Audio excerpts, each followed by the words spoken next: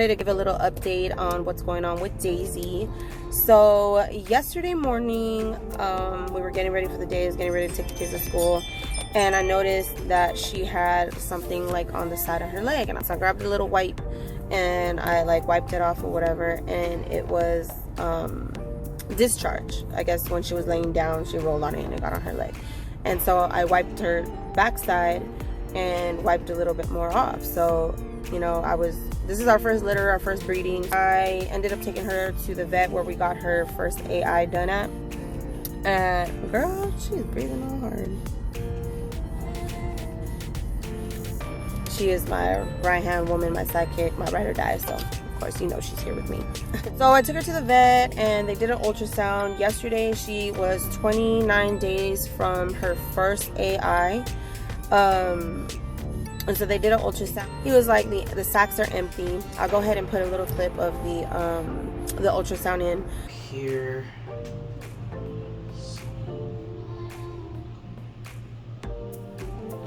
Those are empty sacs.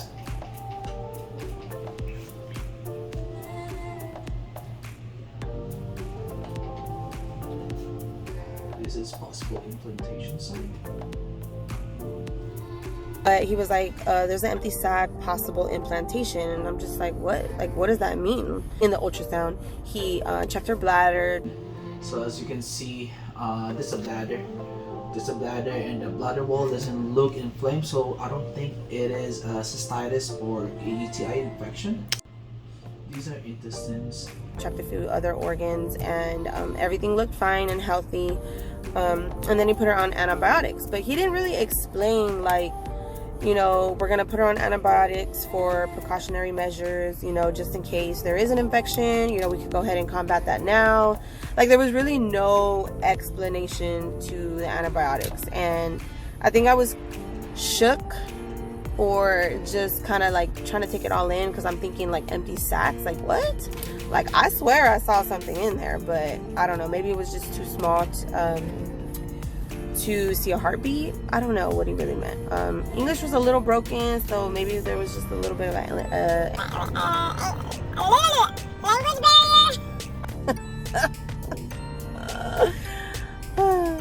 I'm so new to this. I left like not feeling good about the situation. I tend to overthink things, and so I thought maybe, you know, I thought the worst, you know. So I go home, of course, you know, I start Googling all kinds of things, bacterial infections and just all kinds of things, like why would he have given it to her. And when I went home, by the way, I was feeling uneasy about it all, and I wanted, you know, to get some of my questions answered. I called and he was out, so I wasn't just sitting there like swimming in my thoughts or whatever. Like, I did call to try to get some answers, and he was out for the, you know, out of the office for the day. So that's kind of when Google took over. I came across pyometra infection and another one, I know I'm saying it wrong, brucellosis, something like that. Both infections.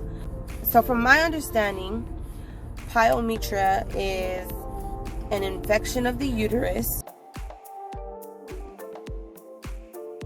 when the female dog is preparing itself to, you know, have puppies, which is through the heat cycle. There's just a lot of things that are going on with hormones and whatnot, and in the process, they can develop an infection in the uterus. What tends to happen is that, again, the uterus gets infected and it fills with pus, and so that's what the discharge is. It's like pussy. That's not what Daisy has. The other one, brucellosis, is also, it's a bacterial infection. What I understand is that both cause like a smell. She doesn't smell, so I don't think it's either one of those. And last night I was really worried, you know, because from what I understand, pyometra, it progresses pretty fast, and dogs can die of it if you don't catch it in time. So, you know, I'm like, I don't want to lose my girl, you know. Like, obviously I would love for these puppies to come, but above that, like, I hope my girl is safe and healthy and all of that. So pyometra obviously can be deadly, but from what I was reading of the brucellosis, however you say it, it can be like contagious to humans and other dogs, and it's kind of a hard one to get rid of from what I understand. So of course I'm tripping out, you know, I'm worrying and couldn't really sleep because I'm thinking about all these things.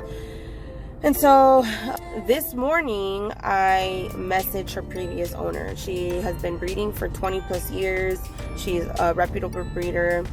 And so I thought, you know, like, let me hit her up and let me see what she has to say about it, what she thinks about it. And I sent her a picture of the discharge, and I don't know if you guys want to see it, but I'm going to put it up here so you guys can see.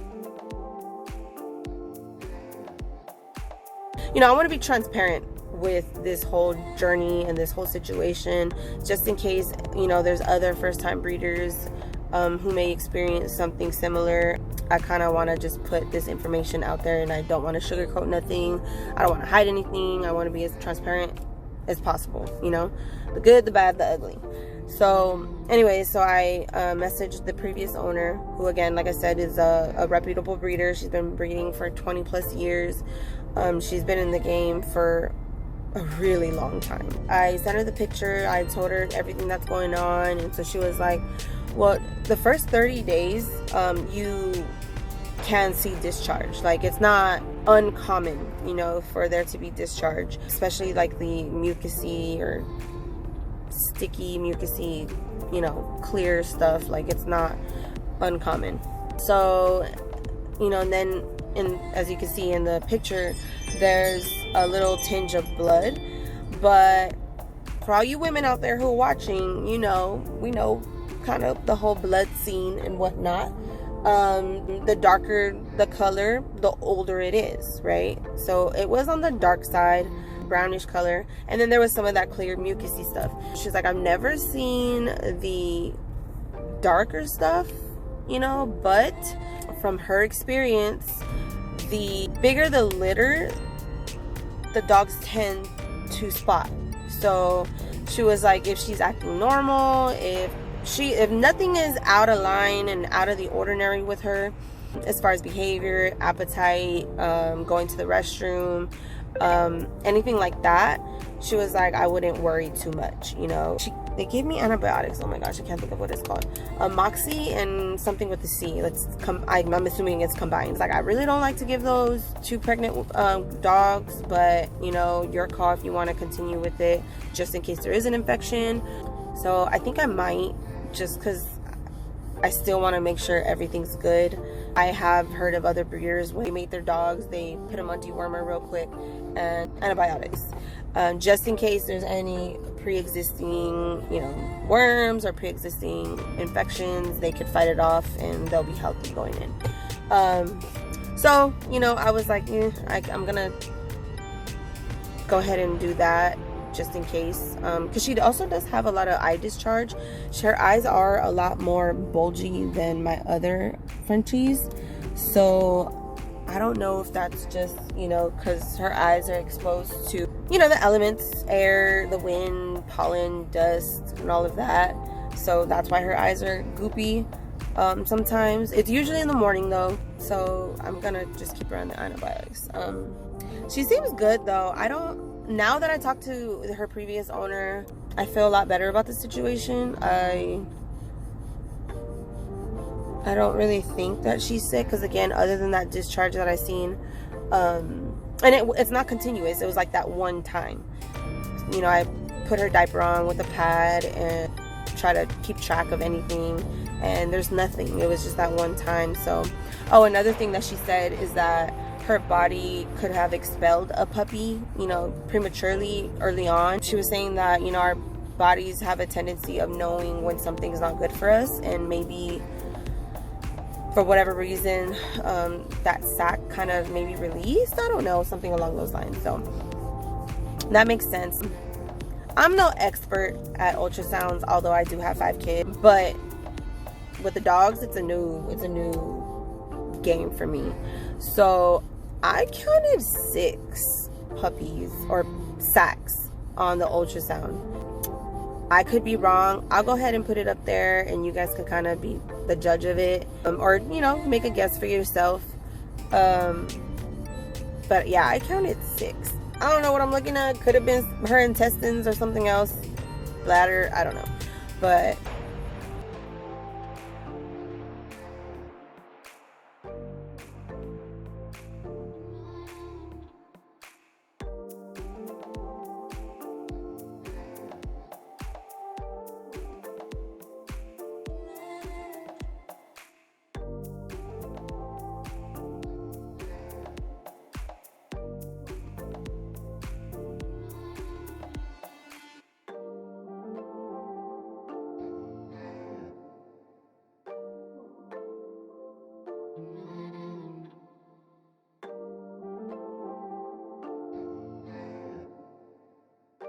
I counted 6, possibly 7, so that's already a pretty big litter.